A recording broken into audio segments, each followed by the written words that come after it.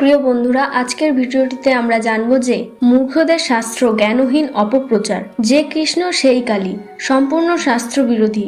এই সম্পর্কে শাস্ত্রে কি বলা হয়েছে চলুন জেনে নেওয়া যাক এই ভিডিওটির মাধ্যমে। পুরাণে বর্ণিত হয়েছে যে শ্রীকৃষ্ণের অংশ প্রকাশ অয়ন ঘোষ বা অভিমন্যুর সামনে শ্রীমতী রাধারানী কালীকে শ্রীকৃষ্ণ রূপে দর্শন করেন। তাই শাস্ত্র জ্ঞানহীন মূর্খরা সিদ্ধান্ত গ্রহণ করেছে যে কালী হচ্ছে কৃষ্ণ, যে কৃষ্ণ সেই কালী। অথচ ব্যাপারটি ঠিক সেরকম নয়। শ্রী চৈতন্য মহাপ্রভু বলেন, যত্র যত্র নেত্র পড়ে তত্র তত্র কৃষ্ণ স্ফুরে।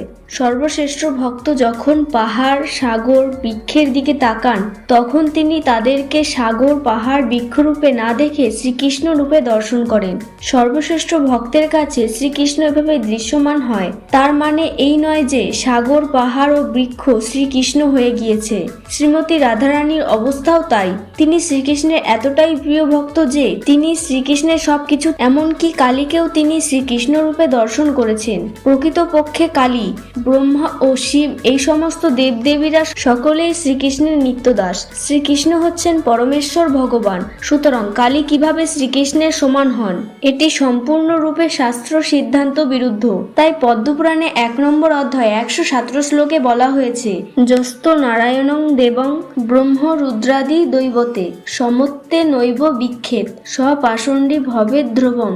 এর অনুবাদ হলো, যে ব্যক্তি ব্রহ্মা, শিব ও কালী আদি দেবদেবীকে ভগবান নারায়ণ বা শ্রীকৃষ্ণের সমতুল্য বলে মনে করে, সে একজন অপরাধী ও পাষণ্ডী। সুতরাং যেখানে ব্রহ্মা, শিব ভগবান শ্রীকৃষ্ণের সমতুল্য নয়, সেখানে শিবের নিত্যপত্নী কালী মা কি করে শ্রীকৃষ্ণ হন? পরিশেষে কালী ও শ্রীকৃষ্ণ এক একটি সম্পূর্ণ উদ্ভট ও শাস্ত্রবিরুদ্ধ। তো বন্ধুরা, এই ছিল আজকের কাহিনী।